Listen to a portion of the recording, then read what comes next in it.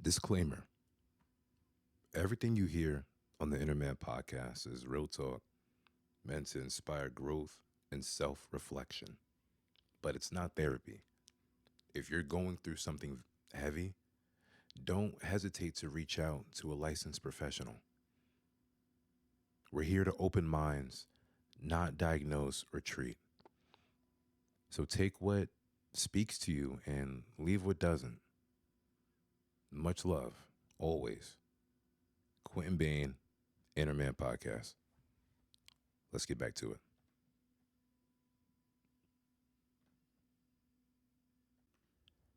Hello, ladies and gentlemen, Innerman family. It is your host, Quentin Bain. Welcome back to the Innerman Podcast, a space where we challenge thought, sit with truth, and grow out loud. If you haven't guessed by now, I'm your host, Quentin Bain, and today's episode is called Reciprocation, letting go of the scoreboard. Come on now. It's a heavy one. It's real. It's something all of us, especially the strong ones, the givers, the overthinkers, grapple with silently. We're talking about reciprocation here.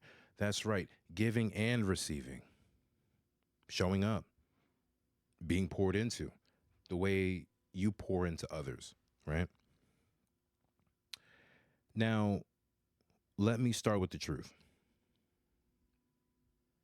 Reciprocation isn't always equal.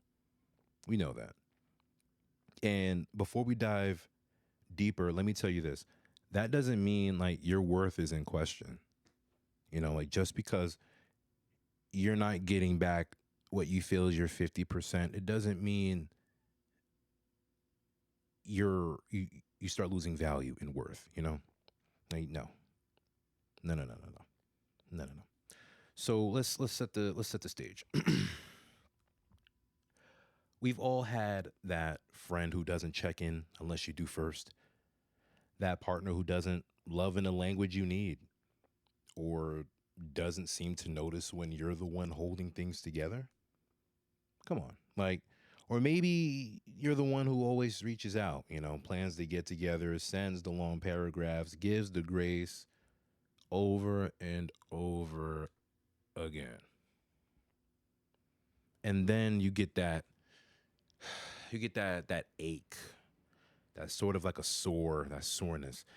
Like you start to question things like why am I always the one to do this? Why doesn't this come back to me the way I give it? And what we do with that ache. We internalize it. We start believing that maybe we care too much. Maybe we're too emotional. Maybe we're not important enough to be loved the way we love. And that, my people, that is a silent killer of self-worth. That type of mentality, that type of thinking. It is. But then, let's break down why it's not always equal. So, love, right? Friendship and support, these aren't vending machines. You don't put in kindness and automatically get it back. Why? Because people love at the level of their capacity, not your expectations. Now that doesn't mean like you should accept crumbs, but it does mean you have to stop taking someone's inability to match your energy as a reflection of your value. So now let me say that again.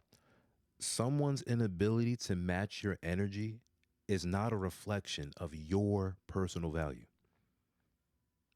So now let's get into the scoreboard mentality. I love this. I love this so much. This right here, the scoreboard mentality. I was using the scoreboard mentality a lot in my previous relationships, friendships, even down with my family, Let's talk about the scoreboard. So the trap we fall into is the mindset of I text first 5 times this week, I remember their birthday. They forgot mine. I showed up when they needed me. They were MIA when I needed help. We start keeping tabs. You start keeping score. But relationships aren't games. And keeping score turns love into transactions. And, transactional relationships leads to like resentment, which just ultimately deteriorates the relationship altogether. You don't want a love that's built like a business. That being said, there's a difference between selfless love and self neglect. If you constantly give to the point where you feel resentful, that's your soul asking you to create a boundary. Something in you said, nah, mm-mm, I can't go for that. No, no can do. No, I can't go for that. No can do. That's the boundary. you know? So let's go in more with like self-worth and self-giving, selective giving, moreover. So here's the key. Be generous, but not reckless. Love freely, but not blindly. Okay. Now write this down. This is some heavy. This is some heavy schnaz right here. I wouldn't be sharing this with you if you weren't Inner Man family. So please, I'm like a clumsy jewel thief right now. Like I'm just dropping these gems. Like it's hold on. Also, all right, so let's keep going. So love freely but not blindly, right? You are not weak for loving deeply. You are not naive for expecting presence, care, or accountability in return. But here's the balance. We don't internalize the imbalance. We assess it, we observe it, and we adjust accordingly. Stop waiting for others to love you in the way you love them and start learning to only give what you can afford, not to have returned. Ooh, that was a good one. Hold on. Start learning to only give what you can afford, not to have returned. Because not everything you give will come back. But trust, something always grows out of it, whether it's a bond or a boundary, or in the best case scenario, a better version of you. So let's do a little bit of story time here. A little personal reflection. There was a time, I was just jaded, like just at my peak, just worn out, stretched in. Like I was mentally, emotionally, spiritually jaded. And the people I thought would check in, went silent.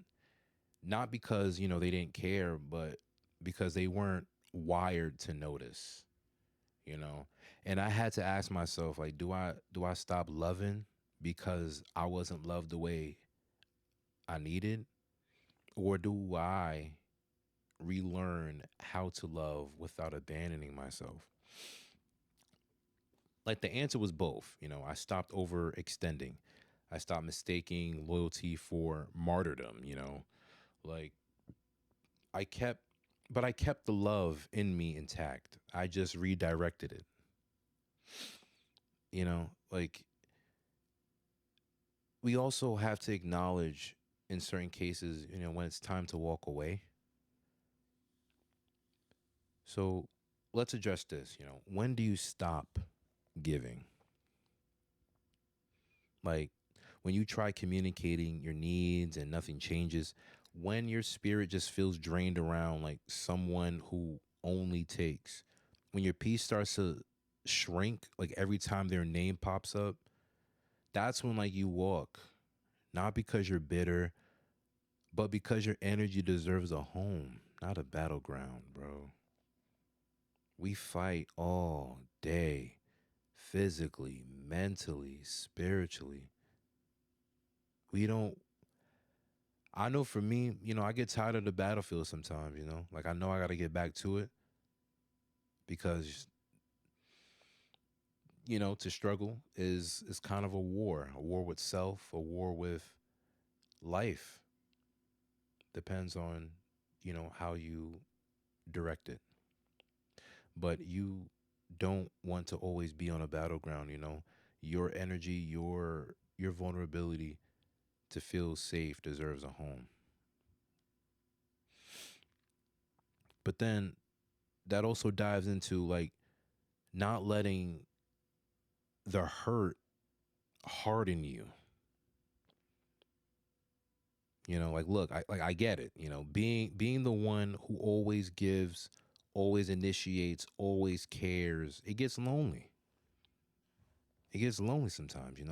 But don't let that loneliness turn into coldness. Don't let the lack of reciprocation change your essence. Like protect your softness. That's not a flaw. Like that's your power. Dave Chappelle said it the best. I have to become a lion to protect the lamb that I am. And that's real.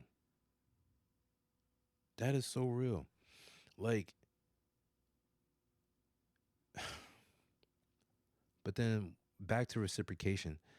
It it looks different. It looks different for everyone. You know, let's remember, reciprocation doesn't always come in the way you expect.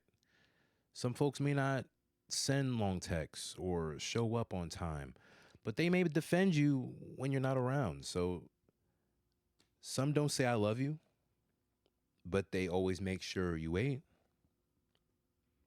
Learn to see love in different dialects, but don't ignore when love just isn't being spoken at all.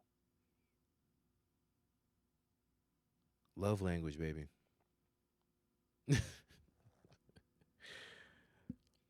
But these are just my final words here on this. It's like, what do you deserve? You deserve to be met with presence, like not excuses, no BS. Like, you deserve to be appreciated, not tolerated. To be tolerated is a pitiful feeling. I've been through it myself, over extending my stay in places.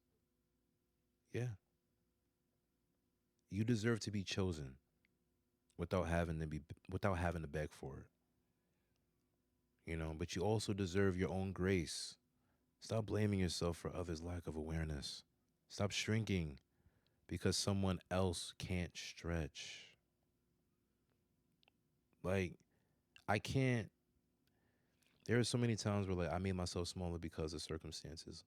Like I felt like if my woman couldn't tend to the relationship, then why have a relationship? Because we all know that it's more than just presence.